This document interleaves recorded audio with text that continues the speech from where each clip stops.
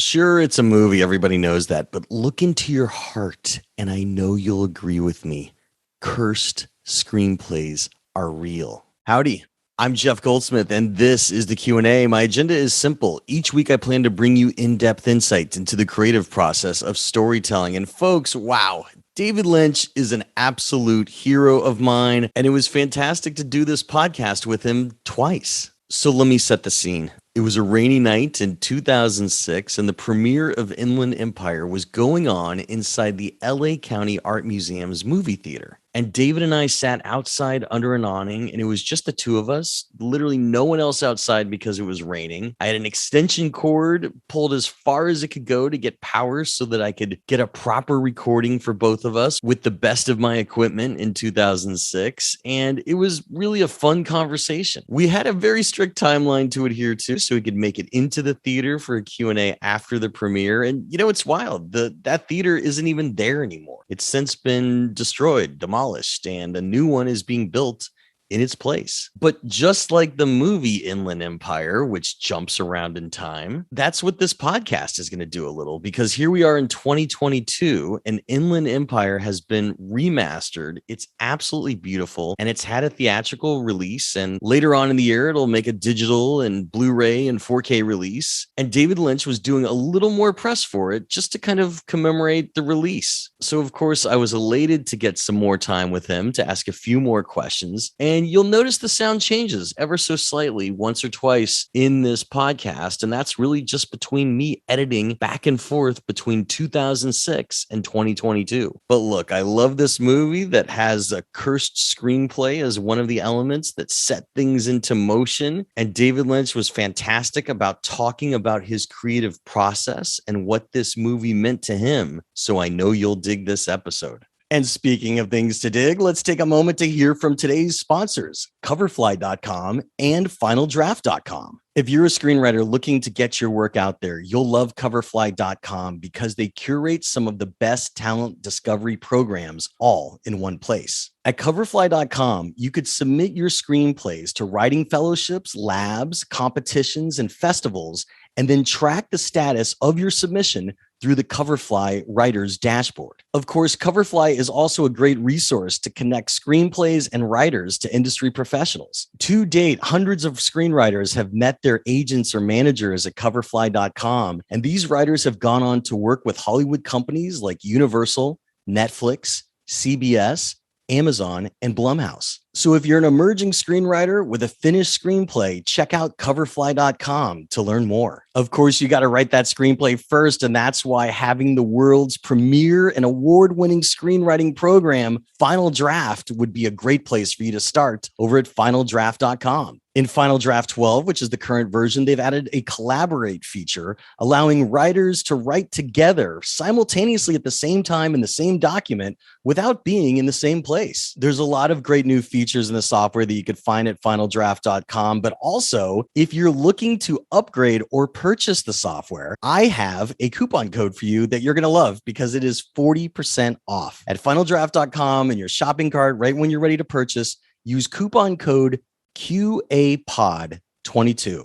That's QAPOD22, and that will save you 40% off your purchase of Final Draft 12 software or an upgrade. So thanks again to today's sponsors, Coverfly.com and FinalDraft.com. Of course, when you're surfing around online, I hope you also check out Backstory Magazine over at backstory.net. Folks, we are 10 years old this June, and we are preparing as cool of an issue as we can.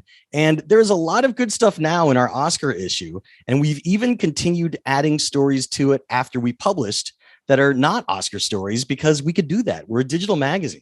So if you've never read us before, I hope you'll check out the iPad app Backstory, or just read us on a desktop or laptop at backstory.net. And you could test drive us by reading our free issue, which shows you what we're all about. And if you want to become a subscriber, and I really hope that you do, you could use discount coupon code SAVE5.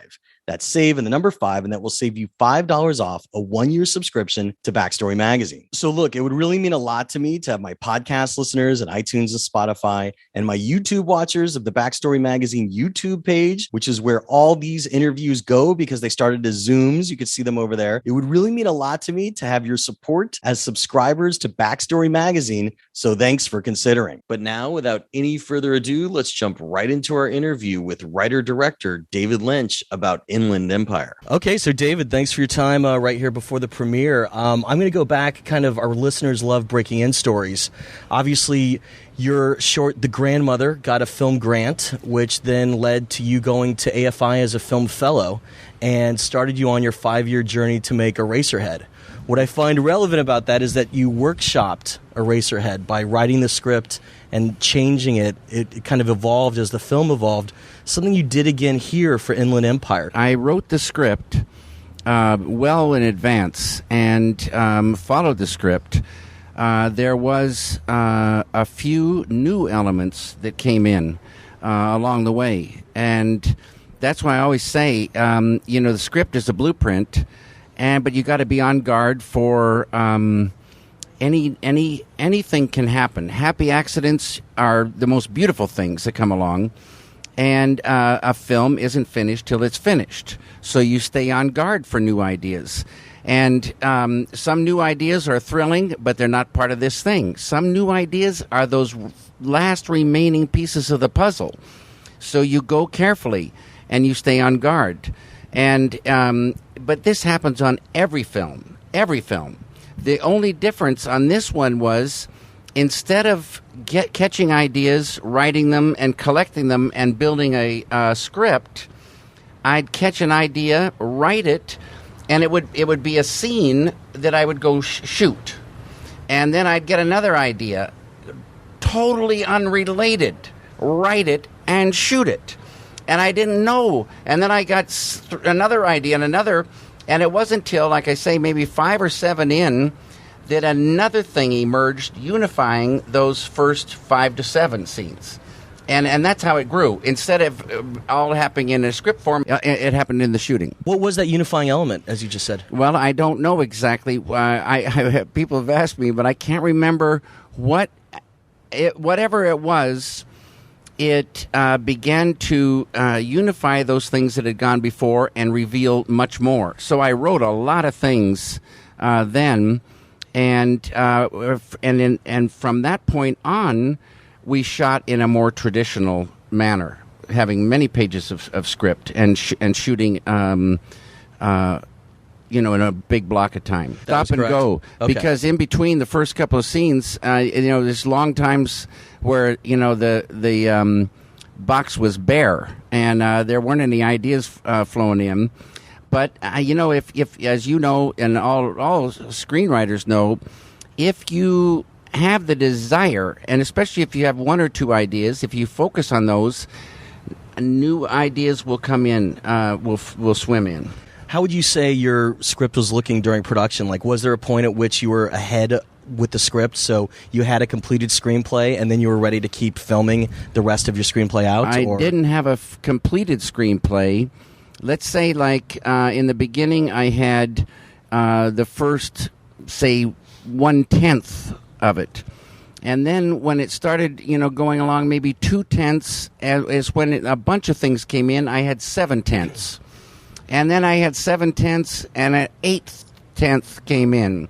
And then I was stymied for some time, and then the rest came in. So how long was the process to film? It was 3 years plus. And in the beginning, like you just said, it was some longer periods of time without writing nor shooting. How was the process different from the way you did Eraserhead like that?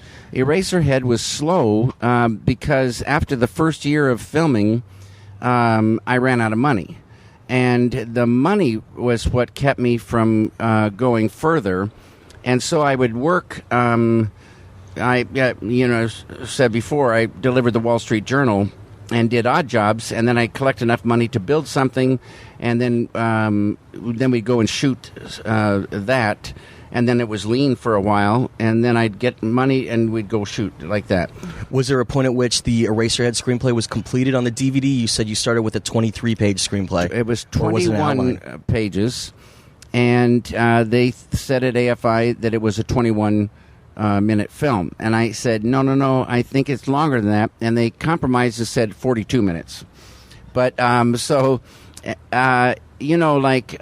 famous thing of, one sentence and then the big battle, took place. Right. So a lot of things in Eraserhead, were like a sentence, took more than that small amount of time. It brings me to another question just in general about your process and catching ideas.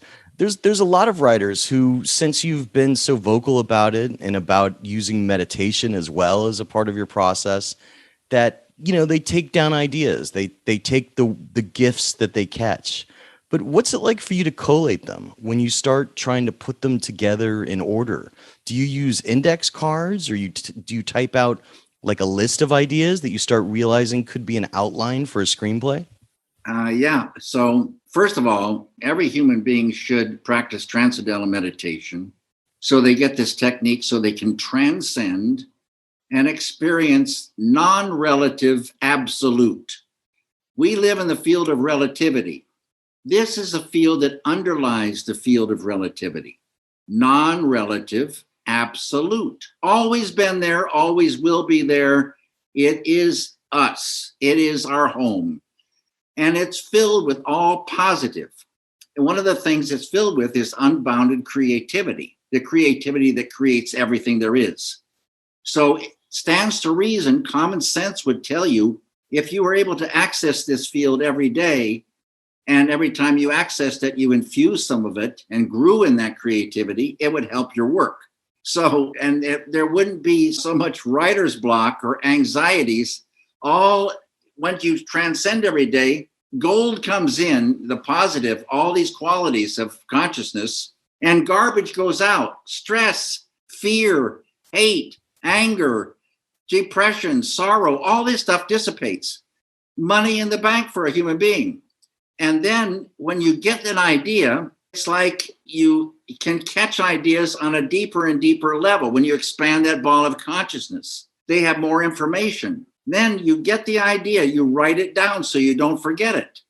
And then you have a bunch of ideas, and it happens for everybody, whether they meditate or they don't meditate, or whether they realize it or not. Ideas are what make a script. Ideas are what make a toothbrush. Ideas are what make a grocery store or the visit to a grocery store. It's all ideas out there, all thoughts called ideas. I want to go get some coffee. That's an idea. That's an idea. And then, or an idea could come, it's for a scene in a film, and you write it down. Of course. And I organize them sometimes with 3x5 cards. Okay, great. And I organize them a lot of times by just, the idea tells you how they organize. You know what I mean? You just put them in a sequence. One of the ideas I know you caught on Eraserhead was the concept of the radiator girl. Could you talk about how that idea came to you? Because it's such an interesting part of the movie. The Lady in the Radiator. I had one of the all-time great setups on Eraserhead. The school was in the Doheny Mansion, Greystone Mansion in Beverly Hills. Down below that mansion, there was the stables, greenhouse, car garages, big woodshed, and a hayloft. And I had the hayloft, all the maids' quarters, and garages, stalls, for myself. And many rooms for sets and for equipment and, whatever. So we had a room called the food room where a lot of times we would be, in there eating. And I had a lot of small tools in this room. So, and I had just started drawing this figure that started talking to me.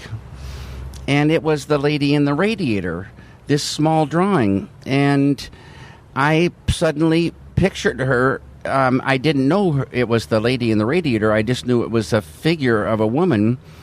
And then I saw her in the radiator. And I froze, and I wondered, and I went running into Henry's room to see the radiator that was there, because I couldn't picture it in my mind. I'd never really, studied it.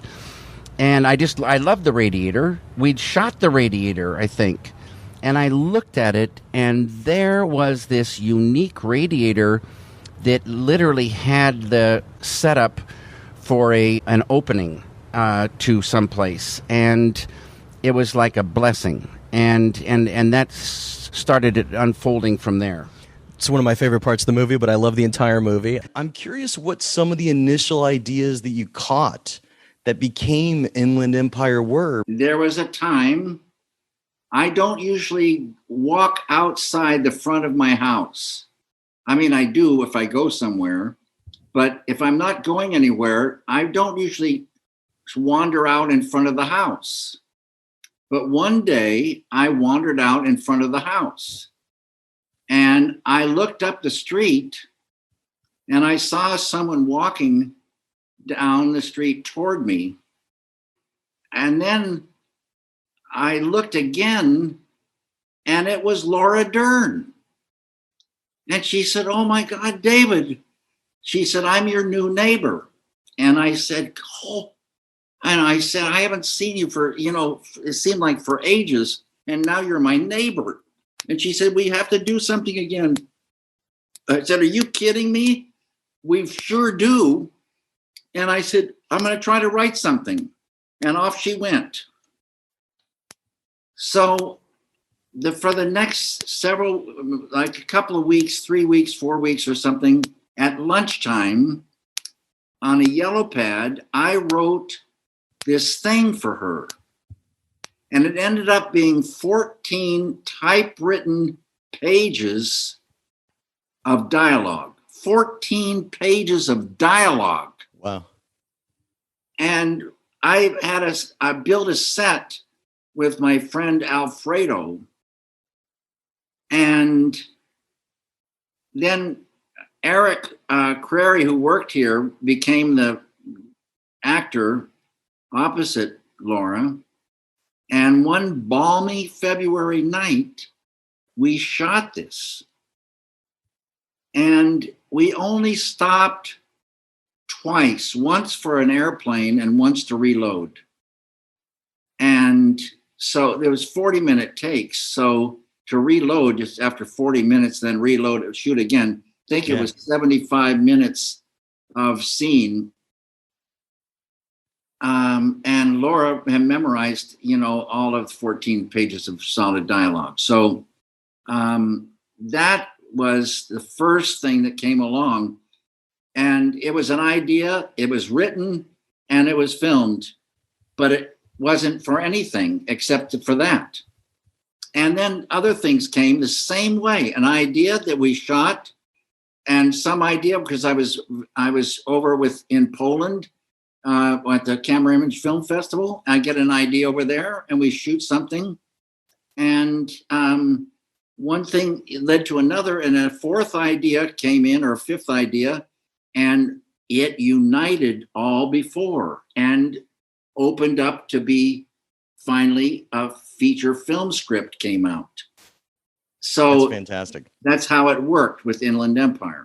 Ooh, hey, I'm jumping in really quick to remind you to check out Backstory Magazine. We turned 10 years old this June, and we would really love to have you check us out if you've never read us before. You could check us out at backstory.net on a desktop or laptop, or of course, our iPad app, Backstory. And in both places, if you've never read us, you could read our free issue as a way of test driving us and seeing what we're about. And if you like what you read, and I hope you do, we would love to have you as a subscriber. And to sweeten the deal, I'm offering you discount coupon code SAVE5. That's save and the number 5, and that will save you $5 off a 1-year subscription. I got to say, there is just so much to explore in Backstory, and we're building a really great issue for our 10th anniversary issue. And even in between issues, we keep adding new articles. So our Oscar issue is our current issue, and we keep adding new articles to it because we're a digital magazine. We could do that. So look, it would really mean a lot to me to have my podcast listeners in iTunes and Spotify, and my YouTube watchers of the Backstory Magazine YouTube page,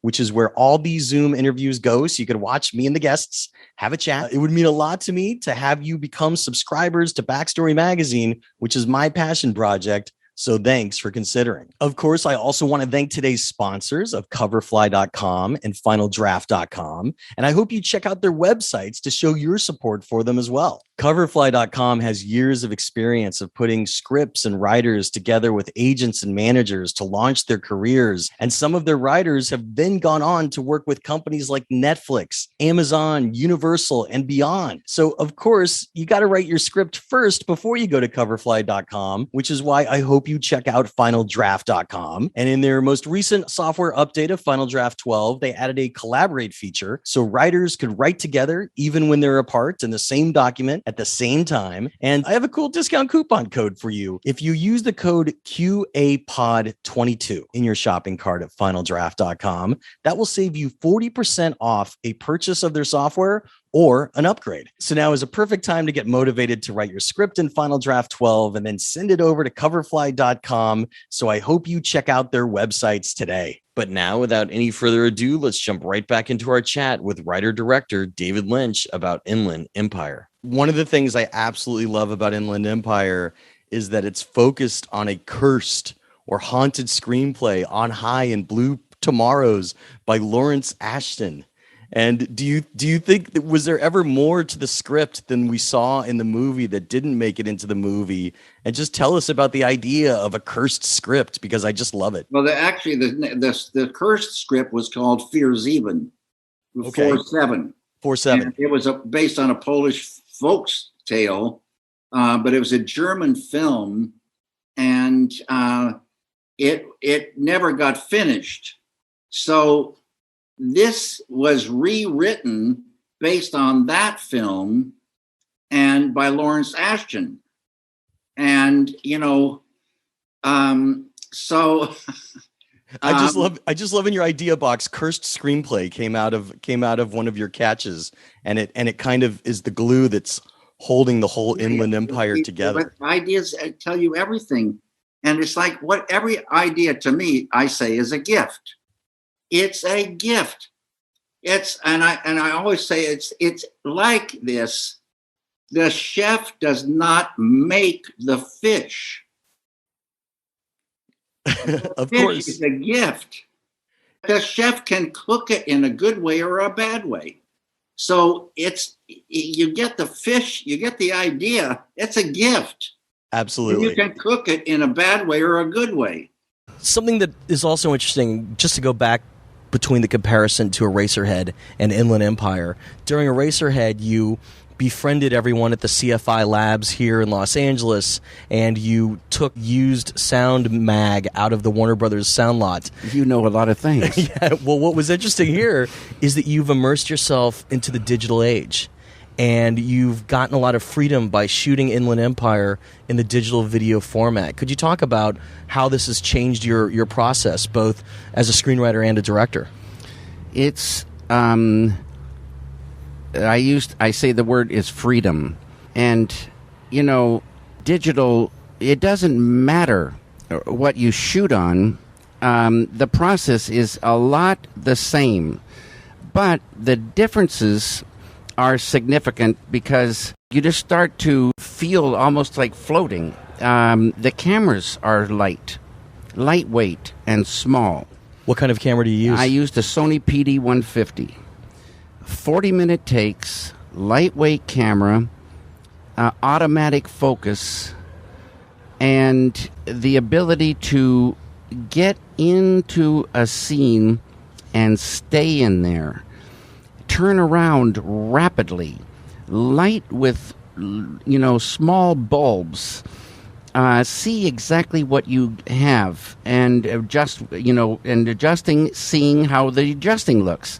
No trips to the lab, and no waiting for dailies. It's and for actors for a scene, settling in. I can talk to them. We can go again. We can go deeper. We can catch a thing, and it doesn't get broken from reloading, or from, stopping to, do the reverse and wait, several hours for, whatever. It's so good for the scenes. It's so beautiful for the scenes. I think it's liberating too. Are you ever going to go back to film, or are you never going back to film? Never going back to film. Interesting. Is it true that Inland Empire in its early stages were almost a test to see if you could make a film? No. Okay. It was a series of scenes that I didn't know if they were standalone or if they would go somewhere. In the beginning, they were standalone. Gotcha. Talk about your writing process, how catching ideas and meditation more recently, I know, has influenced it. Well, that's a good question. In a nutshell, we all have consciousness. And consciousness, they say, is the reality. It's everything that is a thing is spun from consciousness. And it comes from the unified field, an ocean of pure consciousness. So we each have consciousness, but how much consciousness do we have? And it's like a ball of consciousness, say. The depth of that consciousness is where the earliest point where an idea can enter the conscious mind. If you can expand that consciousness, then you can catch ideas at a deeper level. And they have more information, they have more power, more inspiration. So I think meditation is money in the bank for the filmmaker, for the artist, for the painter, for the businessman, anybody. Catching ideas and intuition, knowingness grows, understanding of the human condition grows with the more and more consciousness. And how you expand it, you learn how to dive within, transcend, and experience that ocean of pure consciousness. That expands it. How many hours a day do you write? How many hours a day do you meditate? Well, when I catch an idea, I write it down. I meditate, transcendental meditation is 20 minutes in the morning, 20 minutes in the evening, and you go about your business. And things get better and better and better. And you enjoy the doing of things. More energy, more clarity, more ability to focus and catch those ideas. A lot of your work has a dreamlike structure to it, a dreamlike feeling, especially Mulholland Drive and Inland Empire. Is that, to you, a way of bringing consciousness, your inner consciousness, to the screen? No, not exactly. I think because transcending is what they call a holistic experience, it affects all avenues of life. So it has to affect what we do, the whole thing. But when you make a film, when I make one, it's based on the ideas that come along that I fall in love with. So I try to stay true to those ideas. And in staying true to those ideas and not leaving anything until it feels correct based on those ideas, I feel that maybe it will feel true and correct to others. Could you talk about the element of a dreamlike feeling? A lot of your films seem like they have like an inspiration that either comes from dreams or the experience of watching them is as close as you could get to dreaming while in your waking life. Do you agree with that, or is that just a little out there? I know what you're talking about.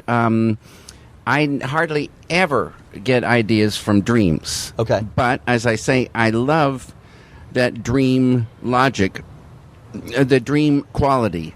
And there's something about cinema with sound and picture, moving together that can say abstractions and can say, that dreaminess. And it's the most beautiful thing about it. It leaves words and it can go somewhere else, where people know by intuiting their interpretation. They know, but it's not with words. A lot of your works have had excellent monologues, ranging from all of the great monologues Laura Dern has in Inland Empire, all the way back to, of course, Frank Booth in Blue Velvet. Could you talk about creating those really intimate points of view for these characters and the importance of monologues? Well, nothing is important and everything is important if you just got to get the ideas. And that sounds so weird.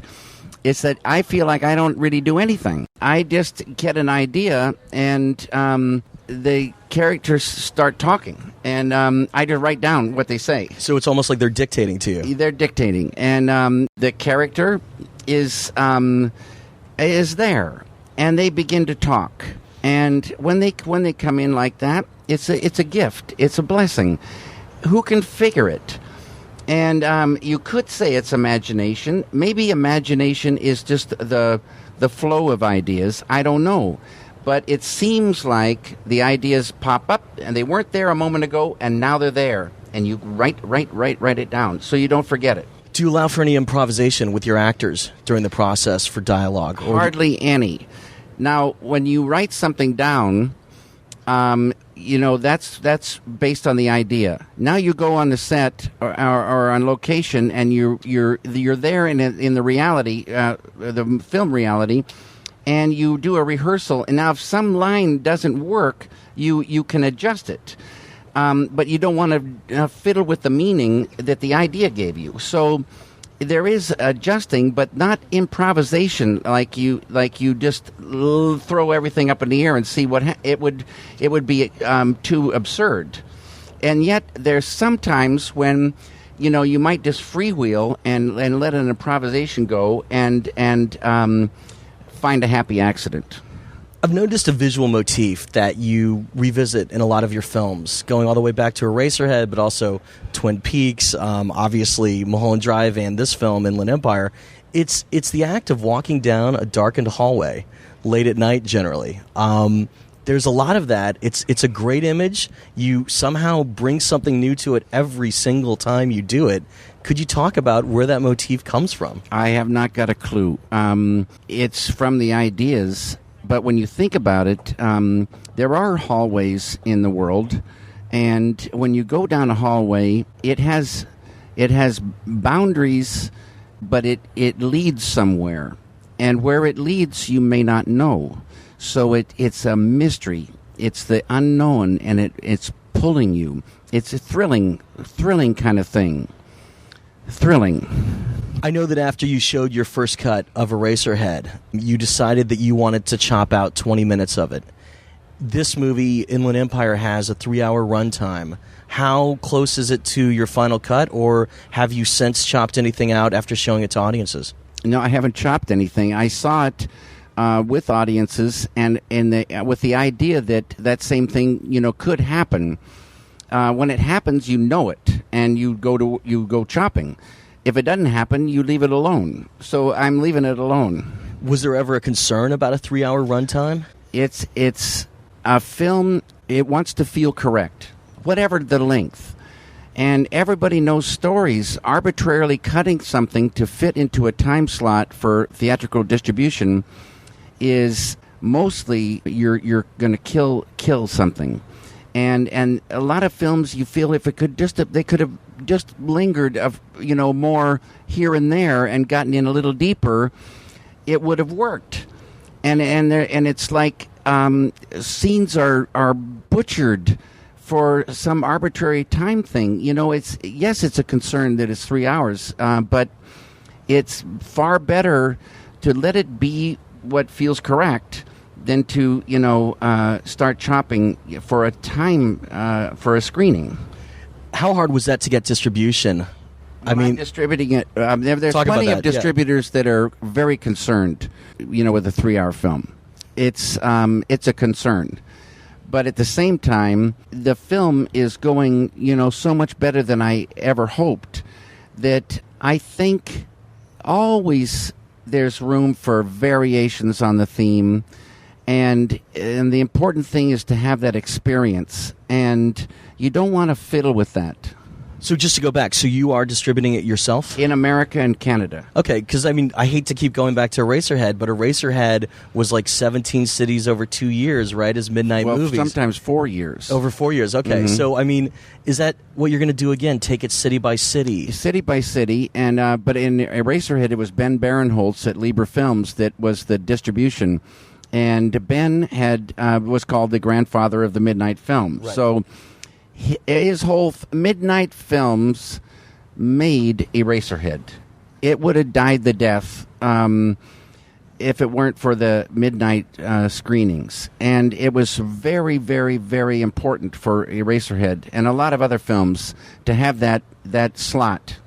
Do you think that today DVD is going to save Inland Empire beyond just what theatrical release does? Because it's a market that didn't exist, but now a film could totally live forever on DVD and other. Well, films will,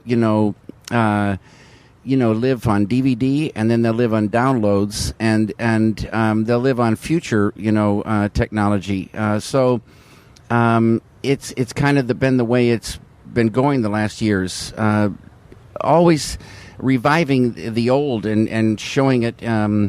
It's really beautiful, really beautiful. With the 3-hour runtime, was there anything that you cut out? Something that... Oh, there's a lot of things that are not there. No, of course, but what was your longest runtime if your final cut is 3 hours? It doesn't ever matter. You every film goes through this process. Fair enough. Every director. Fair enough. There's some of your other projects that are great scripts that you've written, two of which I want to discuss would be Ronnie Rocket or One Saliva Bubble. Is there ever a chance that you'll make either, or would you let another director bring them to the screen? I don't think I'll make One Saliva Bubble, although that was the first project Mark Frost and I did together. Absolutely. And it was a blast to write that and live in that world. Why not ever make it? Well, I think the time kind of has passed on that. I don't know. I haven't read it for a long time. But Ronnie Rocket is something I love. But each time I reread it, something isn't sitting right, and so I don't know. I don't know what will happen. Because there's a timeless element to Ronnie Rocket, without a doubt. So it seems like you could pop that on film anytime. It could happen. I don't know. There's been a big change of landscape in your films. You've gone from the small towns of Blue Velvet, Twin Peaks, Wild at Heart, and Straight Story to Los Angeles and Hollywood for your last two films. Is that because you finally maybe have decided you really do live here and these are the surroundings you want to explore now? Well, it's based on the ideas, and sometimes your environment gives you ideas. I love Los Angeles. I love Hollywood. I love the history of it. I love the golden age of Hollywood and the fact that it's still alive, like I say, and the breezes, the night jasmine flowing in L.A. It's so beautiful. And I think since the environment pops up ideas, it started happening. And, it's just the stories are just one tiny little angle on the big, Hollywood experience, and there might be a million stories there. Well, I love the idea how in Inland Empire they're working on a film that is cursed. That's a classic idea to use. In Mulholland Drive, was the character of Adam Kesher, was he somebody that you sided with as the director fighting the system for his vision? Well, no, it's not really related to me because it's the ideas. Obviously, there's stories of directors who get into the studio thing who die the death, and so it's not me. I know that you're starting your own line of coffee. Could you tell us about that? It's the David Lynch Signature Cup. It will be a really great espresso, house blend, and decaf beans and ground. Great aroma, great taste. I drink it all day. When's it coming out? It'll come out in December, I believe. The containers are coming from the Far East on a boat. Something that I've always been impressed that you've done is with DavidLynch.com. You've made short films and you've posted them there, which is something that a lot of kids in film school today are still doing. Is that a trend that you're going to continue to... I hope so. The internet, as we all know, is a home right now, even longer than short films and soon feature films. So it's so good to realize the small ideas. You never know if they sprout and bring, larger ones.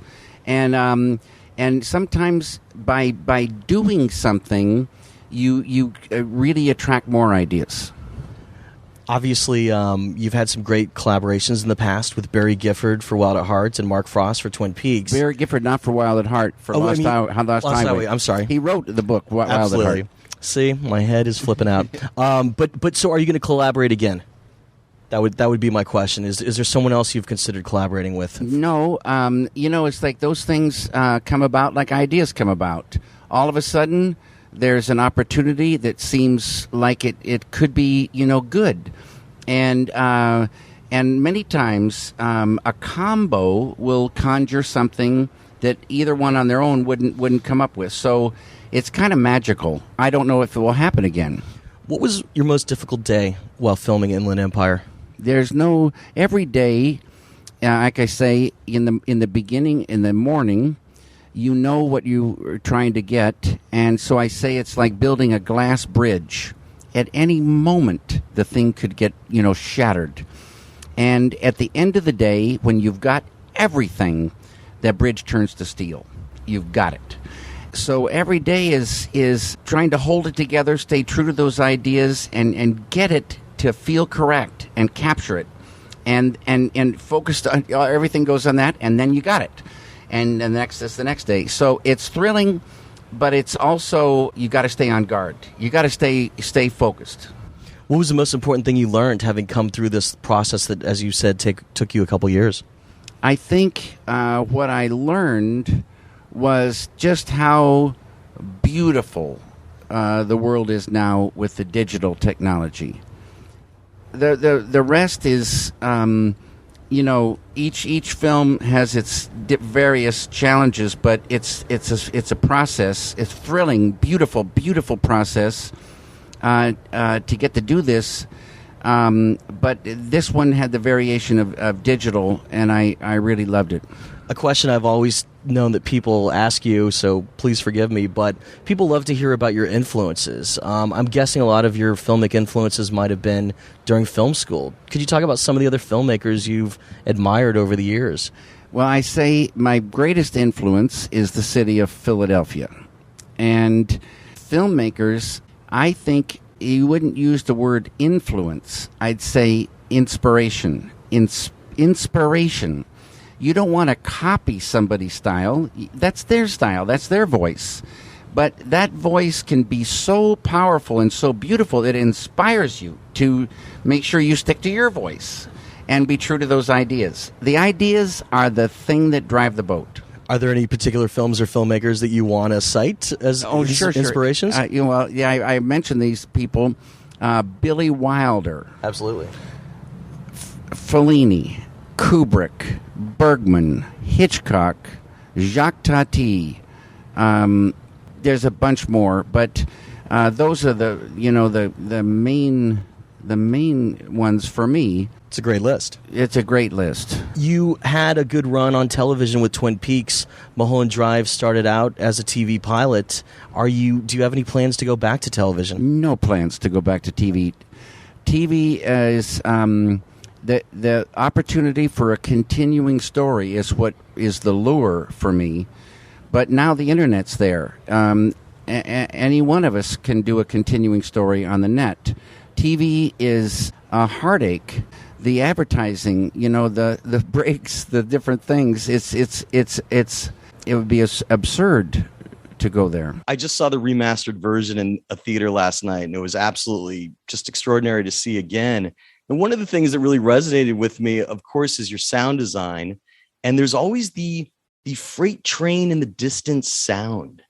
And it's something that returns in your work. And I'm curious if that's a childhood memory of something at night that intrigued you. Tell us about the freight train sound. It is a childhood memory. And it's a haunting sound. It's a haunting sound. And it's a sound that can carry your mind through the night to other lands. It is so beautiful. Whoever invented the train and the railroad tracks,